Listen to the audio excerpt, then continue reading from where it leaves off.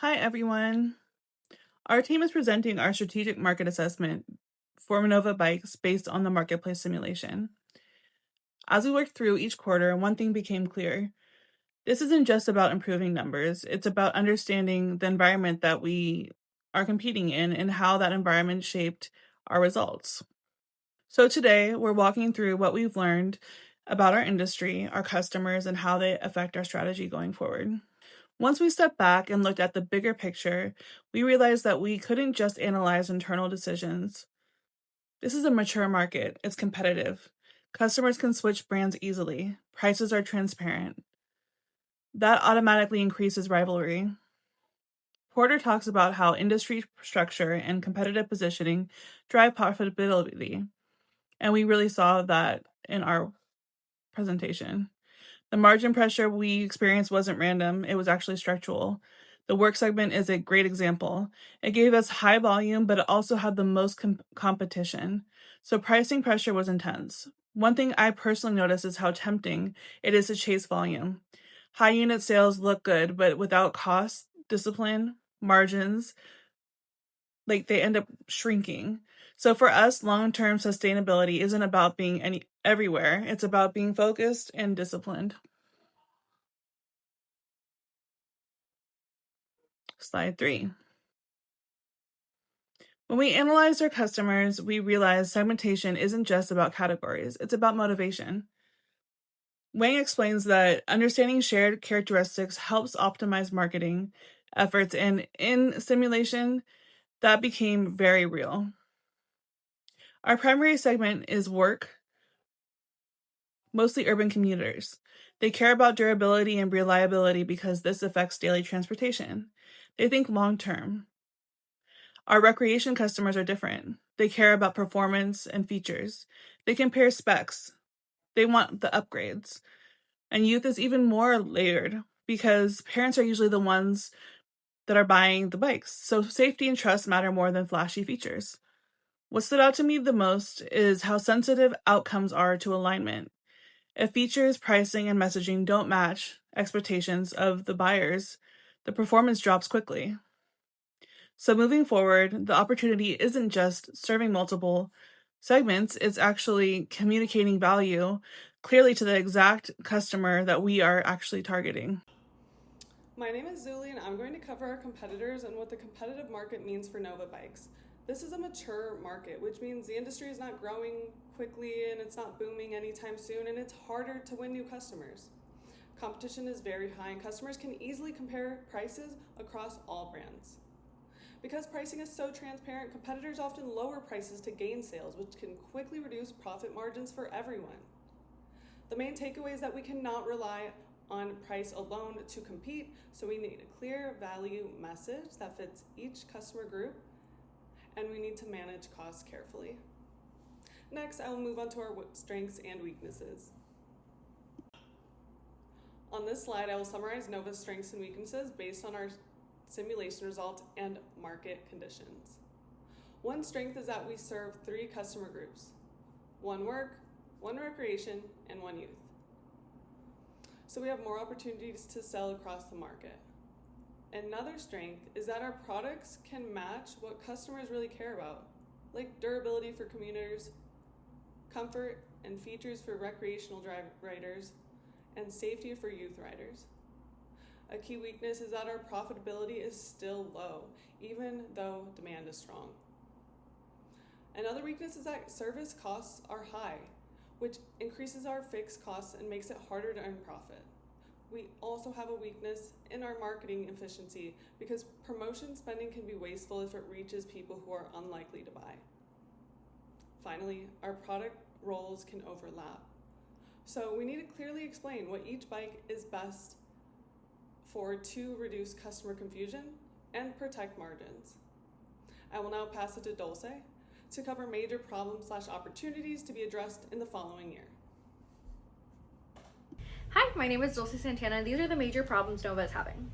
So for starters, we have a very strong demand, but we have a shorter profitability. This can mean some things like we are pricing our bicycles too low, or we're just not being able to sell as at a frequent standard that we are in demand for. Something else that we are having issues with is our high service fixed cost. So basically that just means that because it's more of a luxury for our bicycles, it comes with a fixed cost. There's not really some negotiation we could do because we want our bicycles to carry these things. We also run into an issue with promotional inefficiencies. Sometimes we're marketing to regions that don't even sell our bicycles and marketing to people that are just not in the market to buy bicycles. What does this mean for Nova moving forward? So we could just shift our spending to target SEM, which means that instead of selling to a large region, we sell to a small overhead. This just means that we're going to have a search engine optimization marketing strategy. So if somebody looks up bicycle, youth bicycle, they look up recreational bicycle, Nova would be the first one to pop up. So we're only targeting people that are already in the market to buy bicycles. Another issue that we can fix is we can clarify our 3 brands. Be able to carefully curate individual brands for our youth bicycle, our recreational bicycle, and all of those. To really signal ourselves out from the rest of the other brands. While I was looking into it, I also noticed that our competitors are higher in price. So being able to differentiate ourselves from them would really be able to sell our bikes better. So to be able to improve our margin, we have to fix our pricing and have a price control. So what we were thinking about doing is quarterly, we've been changing our prices slowly but surely. We have been trying to do a little bit at a time. What our brand strategy is with pricing is to keep it the lower end. This doesn't mean that we're not going to be able to sell our bicycles for more further along the line. This just means that we're being careful. So that's why our pricing and our controlled costs are going to be shifting. But for right now, that is the strategy that we're planning on upholding.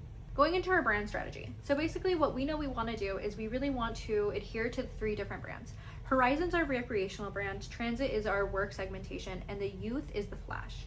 If we just can take care of these 3 brands, check the KPIs, be able to see how it's scaling per unit, and the pricing, we can check and make sure that everything is exactly where it needs to be. Our growth margins are profitable, and our fixed price is going to be okay with the fixed margins that we can profit off of. If we can just take care of these 3 brands and have them really in competition with our competitors, I think that we can keep what we have going. So our brand strategy is basically to just rely on these bicycles to do all the work for us. The youth bike, for right now, it's not really making much do, but in the future, I can really see it being the reason that we catapult over the other competitors. Our brand strategy is that they don't have this youth bike.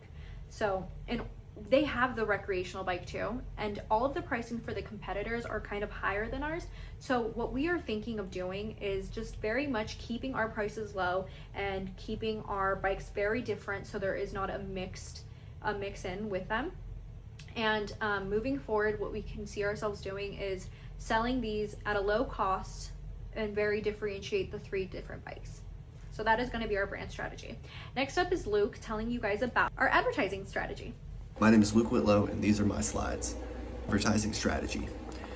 Using 3 different marketing ideas for each of our products individually is smart because people can adopt strong positive ideas to each one of our products.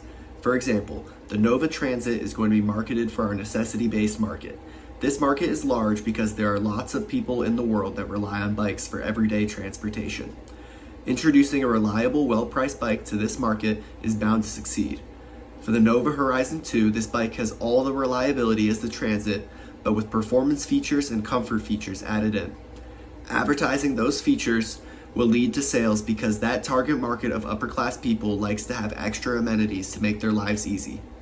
And finally, the Nova Flash will be marketed to the youth with safety features and fun, lively marketing. Pricing strategy. Our pricing strategy will be based off of what people are willing to pay for each product. For example, people who just want a reliable bike will not pay as much as somebody looking for extra features such as comfort and performance. This is where the strategy comes from. The Nova Transit will be priced on par with the competition, but will keep strong reliability features. The Nova Horizon 2 will be priced higher than the Nova Transit because the Nova Horizon 2 has extra features that gives the customer what they want. The Nova Flash is going to be priced the cheapest out of them all because families usually have multiple kids and getting multiple purchases can make us lots of profit. Using 3 different marketing ideas for each of our products individually is smart because people can adopt strong, positive ideas to each one of our products. For example, the Nova Transit is going to be marketed for our necessity-based market. This market is large because there are lots of people in the world that rely on bikes for everyday transportation. Introducing a reliable, well-priced bike to this market is bound to succeed. For the Nova Horizon 2, this bike has all the reliability as the Transit, but with performance features and comfort features added in. Advertising those features will lead to sales because that target market of upper class people likes to have extra amenities to make their lives easy. And finally, the Nova Flash will be marketed to the youth with safety features and fun, lively marketing. Next slide. Our pricing strategy will be based off of what people are willing to pay for each product. For example, people who just want a reliable bike will not pay as much as somebody looking for extra features such as comfort and performance. This is where the strategy comes from. The Nova Transit will be priced on par with the competition, but will keep strong reliability features as well.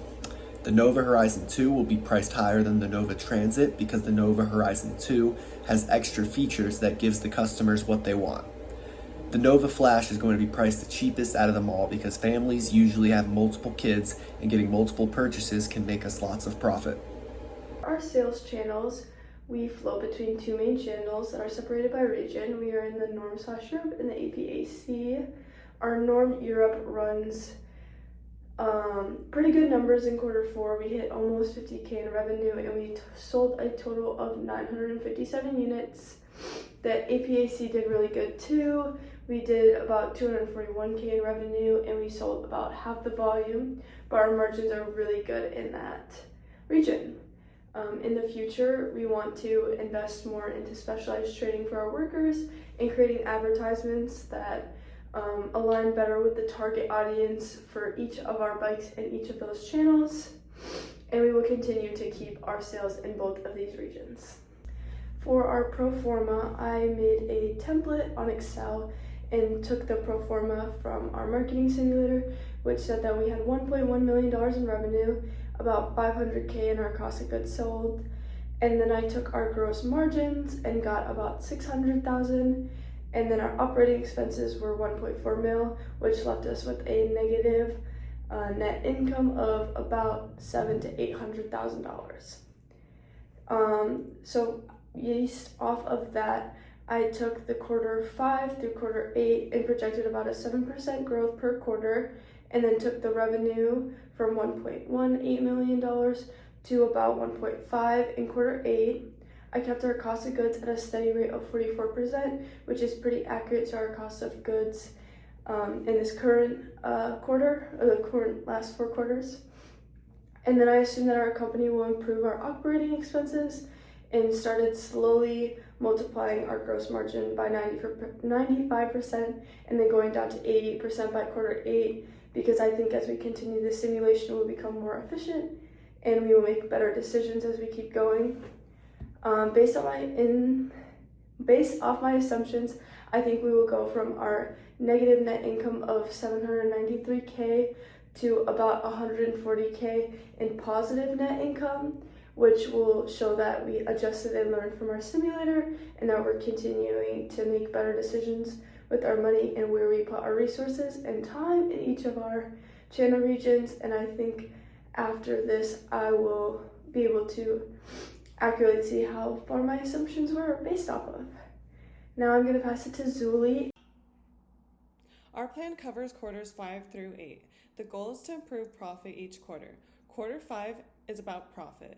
Move more budget to digital and SEM. Stop promotions that do not work, and target is 1.27 million in revenue and 35K in net income.